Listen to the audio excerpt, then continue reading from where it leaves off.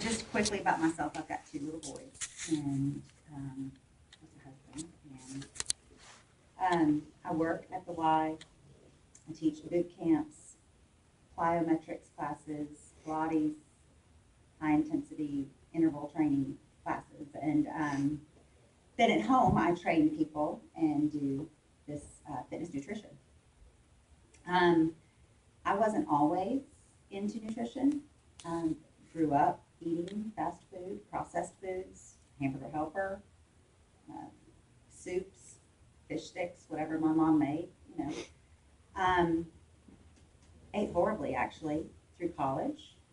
And then, and Sonia said it would be okay if I kind of spoke to the spiritual aspect of this as well. The Lord put my husband and I in a unique place where we had a lot of time on our hands to study. We were starting our own business, and it just really became clear to me the choices we make, not only in business, not only in our personal lives and relationships, but also in our nutrition, was directly impacting my health, my husband's health, family's health, and whatnot. So I began to really search out nutrition. I've always been somewhat active. So when I had children, I was thinking of what I could be doing to help with the household, and I wanted something I was passionate about, and I went into personal training because I was working out a lot anyway. And part of that, to me, a very foundational aspect of any kind of fitness is how you're eating. I think it's, you know, you hear people say it's 80% of what you eat is more important, so more so than the 20% of what you're exercising. So you can't out-train a poor diet. You can't, like you said, eating fast food for dinner a lot. You can't out-train that. But you can still eat salads. You know, now the wonderful thing about fast food, just as a side, is that at all these restaurants, because there's been such a backlash, they are trying as much as they can to make fast food healthy.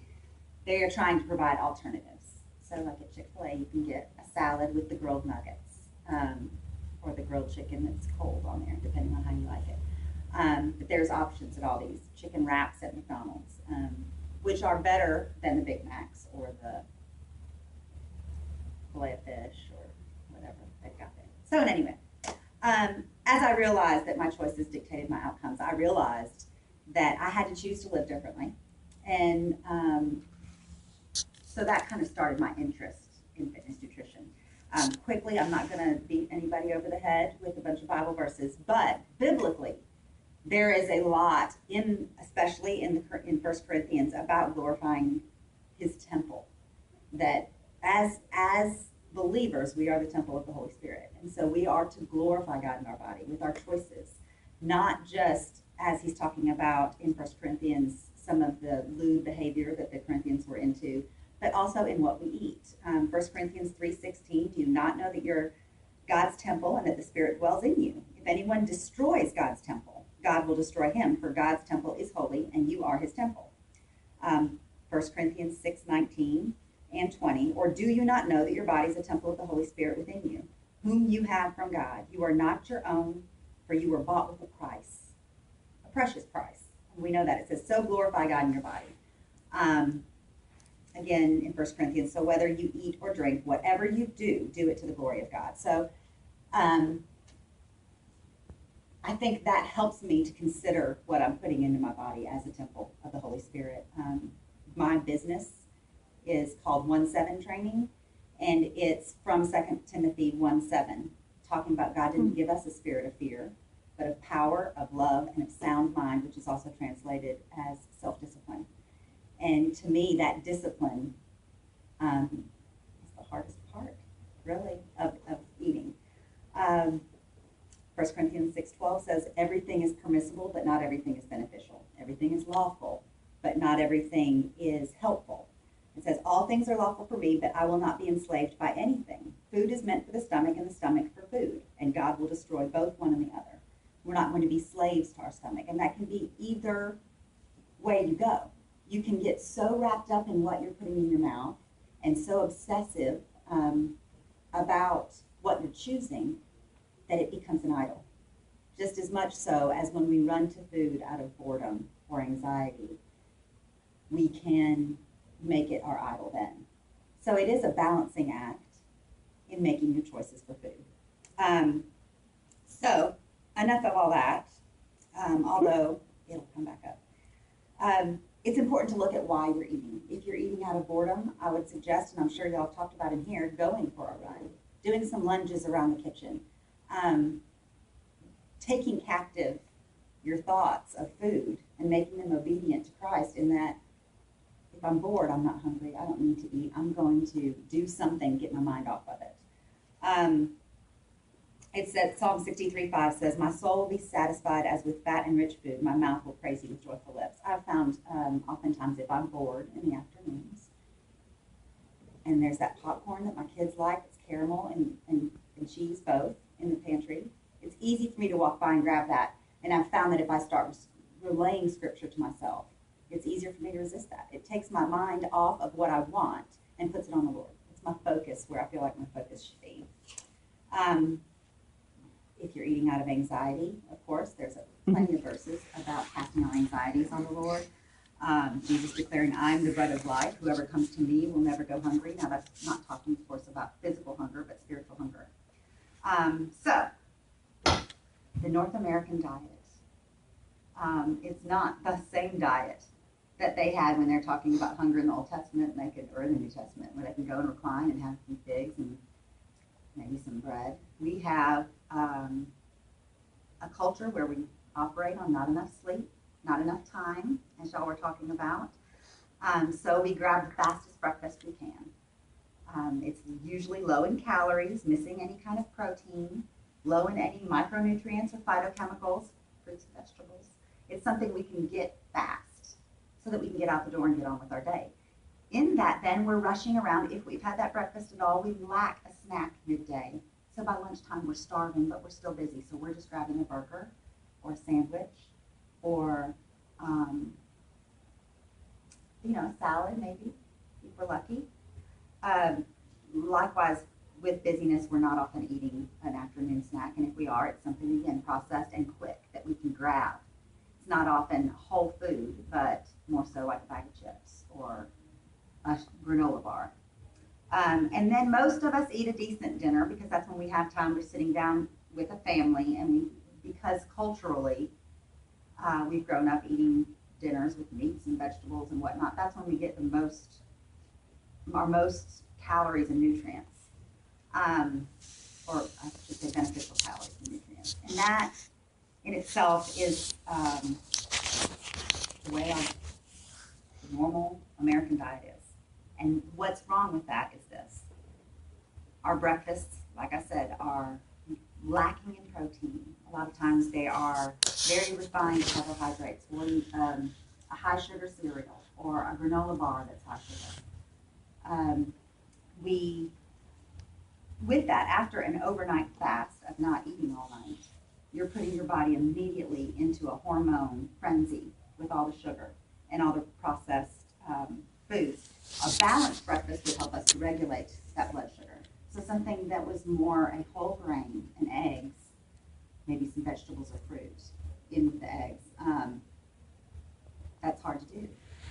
I'll tell you in a little bit later about how the best way is to plan for that. But a balanced breakfast is the best way to start off our day. But as it stands, we don't typically do that. By lunch, we're having a couple pieces of bread with some lunch meat in it, and we're still not getting those nutrients our bodies crave. So by dinner, we're starving, and we tend to overeat what we normally would eat. Many of our meals are rich in simple, low-fiber processed carbs, and the hormone insulin isn't well controlled with this, meaning that those predisposed to fat gain will have a more difficult time controlling or losing their body fat, even with a higher training volume. It's a hormonal response as much as it is calories in and calories out, which I think is oversimplifying things, the calories in and calories out equation. So how do we fix all these things?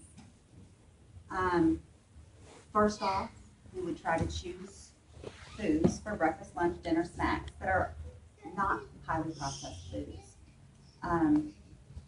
A lot of our processed foods contain a few, not to limit it, but artificial sweeteners, high fructose corn syrup, MSG, trans fats or partially hydrogenated vegetable oils, food dyes, preservatives such as BHT, BHA, which are commonly found in your breakfast meats, lunch meats, sodium nitrate, all of which are shown to have negative effects on the body. We have high sugar foods in our granola bars, even our yogurts. There's a movie coming out called Fed Up that's been narrated by Katie Couric, but it's about the sugar industry in America and how our brains, our bodies have been made to crave the sugar, and we become addicted to it. And they've shown in PET scans of the brain someone who's addicted to the drug cocaine and someone who's addicted to these sugars, and it's the same view of the brain. It has that same chemical reaction in our brain. So that's a movie that's coming out. You'll know what that's about now. High fat, high sugar foods.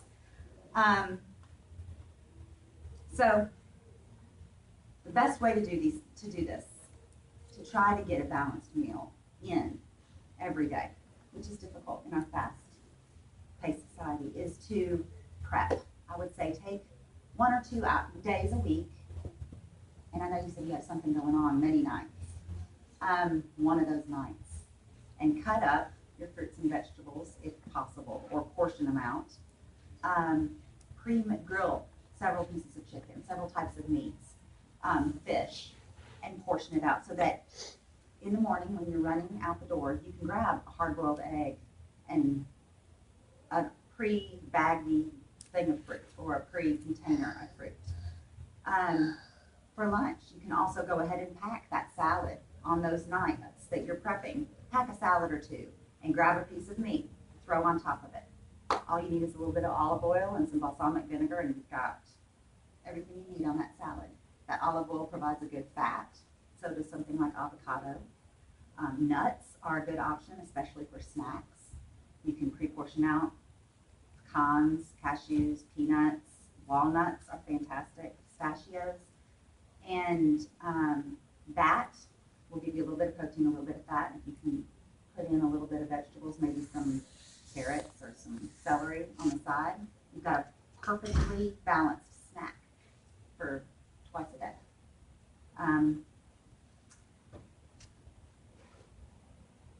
The key is to find what you like, the foods that you enjoy eating, and find ways to make those portable. There's a lot of experimenting that you can do with trying different recipes. Pinterest is a blessing and a curse with that, because you can end up with something disgusting, or you can end up with something that your family really likes. And my family kind of has learned to, is this a Pinterest meal? You know, but it can give you options with grains like quinoa that you may otherwise not know how to fix. I put on my 1-7 training page, I put recipes up every now and then that are things that people probably wouldn't consider doing. But they're clean recipes, as low in preservatives and artificial ingredients as possible. Portion sizes. Not all calories are the same, as we know. You can get a 100-calorie pack of Snackwells. It's a highly processed. When they take fat out, they have to put something in to make it taste good. So it's not a whole food versus an apple. Those calories are not equal. So when you're counting calories, and some of these, MyFitnessPal is one where you can put in how much weight you want to lose, and you can put in how many calories you felt like you burned that day, and it'll tell you how many calories you can have. But again, with all calories not being equal, you could spend all your calories on a Big Mac or several salads portioned out throughout the day and be fine. It also doesn't take into account the calories your body needs for your metabolism. So when you have somebody that may decide, I'm just going to live off 1,200 calories a day, I'm going to limit myself to 1,200 calories a day. 1, it's difficult to adequately count calories. 2, you lose weight doing that. you will certainly drop some pounds, but your metabolism will slow down in response to that low calorie volume that's coming in. So when you do begin to eat again, and you will have to, or you'll be hospitalized or get very sick, your metabolism has slowed down and you will quickly gain that weight back. It's just not healthy for your metabolism to do that kind of thing. So what I would advise to everybody, portions, so you're not counting calories, and the quality of the food you're getting in. So for women, you would have, let's say, a protein dense food. The protein would be your palm. So this 6 by 4 inch area of my palm, men, you would have 2 palms worth of protein. A woman's 1. You can take this anywhere. You don't have to take a little balancing thing. You don't have to get out your calorie thing and think, is that 4 ounces or 6? I don't know. You can just take one in. Take the hand. You have 2. You can take 2. Guys have 2. Most, if we're lucky. Vegetables. Make a fist. You should have this amount of vegetables on your plate. Fruit, I would not consider a vegetable. It is a carb. But it's God's carb. It's God's sweetened carbs that we can use, such as honey. You know, honey would be the same type of thing. That's the Lord's sweetener. So carbohydrates, including fruits, you would get a cupped handful. I'll finish this, but carbs are not the enemy, by the way. So a cupped handful of carbohydrates on your plate. For men, it would be 2. Sorry, fists. 2 fists of vegetables for men. 1 cupped handful for ladies. 2 cupped handfuls for men. And for fat dense foods, things like avocado, your olive oil that you're putting in your food, your nuts, a thumb for ladies, 2 thumbs for men. It's just an easy way to measure your protein, your vegetables, your carbohydrates, and your fats. Right here. Easy way to measure portion. You don't have to worry. And if you're eating whole foods, that's very easy to measure out. You're not having to try to figure out, is that really food? I mean, the hamburger helper, it's a box of something, is that carbs? You don't even know what that is, really. We don't know what all's in there. So, on the thing about carbs, real quickly, they are not our enemy. It's an oversimplification of a very complex topic. And I know it's easy to get on the bandwagon. You know, for a while there, you couldn't eat eggs. Everybody said eggs, you're going to have a heart attack, can't eat eggs. And now they've backed off of that a little bit. It's an oversimplification. Carbohydrates are necessary for your life. Cutting them too drastically, particularly if you're exercising regularly, can lead to slowed metabolism, high stress hormones, low muscle building hormones, and a suppressed immune function. Low carb diets, just like low calorie diets, tend to work because it results in a quick weight loss. In the case of carbs, it's glycation or glycogen loss and losing of water. But when we cut carbs, we tend to take up our protein intake. And when we do that, our digestion speeds up. Thus, our metabolism gets faster. And that's really where the low carb diet works. But not, again, just like calories, not all carbs are created equal.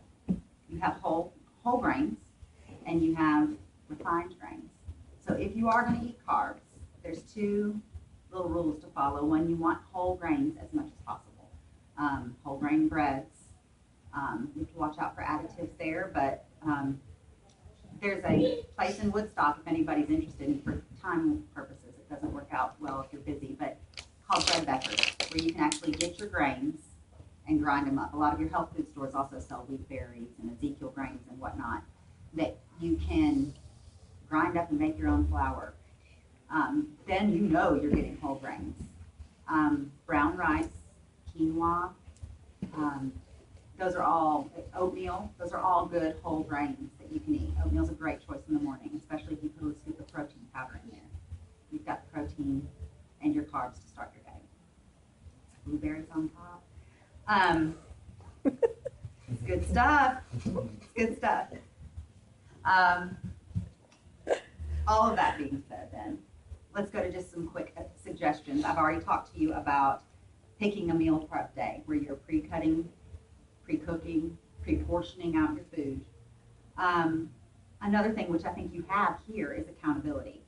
Accountability is a huge help. You can, especially husband and wife, keep a food journal of what you're eating when you're not together, and somebody can be like, hey, I know you chose a combo burrito instead of a salad from Chick-fil-A, or I saw you drinking that Frosty. I mean, you can hold each other accountable if it's your goal to really strive to make nutrition a priority. But you have to find somebody who has the same accountability goals as you do. There's a quote saying, accountability is the acknowledgement of responsibility for your actions with the obligation to report, explain, and be responsible for the resulting consequences. Sounds good. Just like in running, though, if you have someone watching you and someone you don't want to disappoint, you're going to do the work. You're more likely to do the work of good choices in your foods. Food journals, another way to do it is for just 3 to 5 days. I wouldn't recommend doing it ongoing because it becomes tedious, just like calorie counting. Writing down what you're eating, because not only for accountability purposes, but also for yourself, you can see exactly what you're eating and what times they are. And I often have clients tell me, I actually have them write down, what were you doing during that day too? So they can see where, oh, I had nothing to do that day. And oh, maybe that's why I got into the goldfish. Or, oh, that explains why I was making chocolate chip cookies and ate 10 of them, which I have done this weekend. I made chocolate chip cookies on Friday and I've been eating them like crazy. But it's been a stressful weekend. And I recognize now why I did it, even without the food journal. But that's an option. In short, you want to eat whole, clean, unprocessed foods as much as possible. Does that mean you cannot go down and get you a chili dog on the way to the Braves game, or have a backyard hamburger at somebody's house, or go out for your favorite lasagna or pizza? It doesn't mean that at all. I try to adhere to, and I think it's an easy rule to adhere to, is to eat 80 to 85% of the time, eat those whole, clean, unprocessed foods. And then when you have a craving for a burger or pizza, or it's your son's birthday, have the cake, have the pizza, have the burger, have what you want to have. Indulge those cravings, because if you go months on end, really just hard, when that ends, you're going to go wacko, eating all those things that you never got to have. And it's going to take those 2 months that you didn't eat it, it's going to take a good 2 or 3 weeks to fill up all that. And at the end of that 2 or 3 weeks, all the weight you would have lost is gone. So indulge your cravings. God gave us taste buds for a reason. I say it all the time. I say it to my classes. I say it to my clients. God gave you taste buds for a reason. You shouldn't have to hate what you eat. And that's where the experimenting comes in too, with trying recipes that you know you'll enjoy. A pork loin in a crock pot may call for brown sugar, but there are healthy, unrefined sugars such as coconut palm sugar or sucanat that you can use in place of that. And it's still sweet, still good, but it's whole. It's a whole, clean food. It just takes preparation, planning, and a iron will to make those changes in your diet. And it's difficult, but accountability like you have here and planning, there's no doubt you can do it. It's a goal. And I've cut out a few things because I know you guys want to run. But if you have any questions, don't hesitate to ask me. Anybody? So skipping meals is actually worse. Yes, because it causes spikes and dips in your insulin, and your hormones are going up and down instead of keeping a level throughout the day. I would recommend 5 to 6 small meals a day. Even if you skip in them because you're final meal like the dinner, you're not real hungry, you still eat something little that's bad. Well, it's good to be eating it, even if you're not hungry. But I would say, because I know you say you skip, a lot of times you binge them later because you're starving. mm-hmm. But you're still causing the hormonal up and down of your. I end up telling clients a lot of times to eat more than they're eating, because I'll look at their food journal, because that's one of the first things I do is I have them give me 3 days worth of what you eat. Don't change what you're doing just for me. eat what you would normally eat for 3 days, write it all down, times, and what your day was like that day. And I often end up telling them to eat more often, and eat more protein. Those are my 3 recommendations for most people. So I would say, they make little 100-calorie packs of nuts. I carry those in my purse. I have almond butter in my purse right now because I can go almost anywhere, a lot of gas stations even now, and grab an apple if I'm on the road, and I'll have a little almond butter with it. I have my fat, my protein, and my healthy carb all in one meal right there. And I would advise eating several times a day over skipping meals for the hormone level. And you're studying metabolism, you're also keeping your metabolism going all day long. It's always burning, it's always looking for something to burn because it knows, oh, there's going to be food coming, so I don't have to hold off. I don't have to reserve any of this. I can go ahead and burn it. More food's coming. Actually, I'm asking this on behalf of my friend who is not able to be here tonight. Okay. She has asked me that this week during her training, she's been experiencing a lot of headaches, and if she wants to know if that's related to eating, and what's the best food for before and after running. Okay. It could be related to training. If she's doing a lot more training and she hasn't changed her diet or her foods that she's taking in to help balance out those calories. And a lot of it depends on what her goals are. If she's trying to lose weight, the intensity of her workouts. But it could be the best, and I meant to get into that and I didn't hit it. There's kind of a movement in the fitness and the nutrition industry right now on nutrient timing, which would mean you eat carbs mainly at a certain time per day based on your training. Also, they get into that too with protein. You see these guys carrying in the gyms these big jugs of protein mix and a gallon of water, and I mean they're sucking it down and it's disgusting. They're going after they drink it and why do that to yourself? But I would tell her before or after a workout, not necessarily both. It would be best after than before, a good carb, as well as protein after her workout. Your body is best able to handle carbohydrates within 2 to 3 hours after your workout. You also want protein after the workout because you want to replenish your muscles, all the amino acids that they've built by either, depending on what type of workout you're doing, usually you're tearing little micro tears in your muscles because you're pushing them. So you want them to have everything they need, a good amino acid profile to rebuild. So I would say that before a workout, a good oatmeal, egg and toast, whole grain toast, even a protein shake with a banana is a great pre-workout meal. A post-workout meal, again, within 2 to 3 hours. I don't think you have to be real legalistic about it. The people in the gym carrying around the jug, they're thinking they have to have it right then.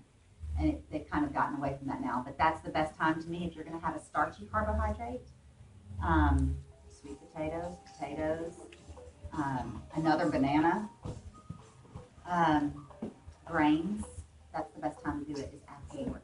It's the best time for your body to turn that into the fuel that it needed. Also sugars. If you're going to have sugars during your day, as counteractive as it seems to be to have like a cupcake after you just run, the best time to do it if you're going to have a cupcake is right after your run because your body's busy. Chocolate milk. Chocolate milk, yeah, you hear a lot of people saying that after their workout. I think there are other choices that would be better served for giving your body nutrition. But I hear that a lot, and people do it. It's got protein, it's got fat, it's got sugar.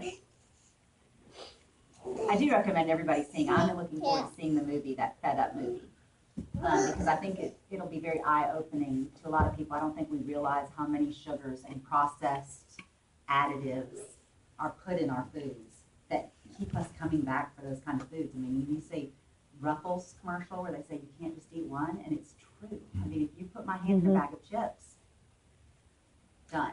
I mean, it's done. I have to push away from it. And I believe that that's part of what our processed food industry has done to us. I would say when you're looking at a food choice, if your goal is to make good choices, to ask yourself, does this come from the farm or the factory?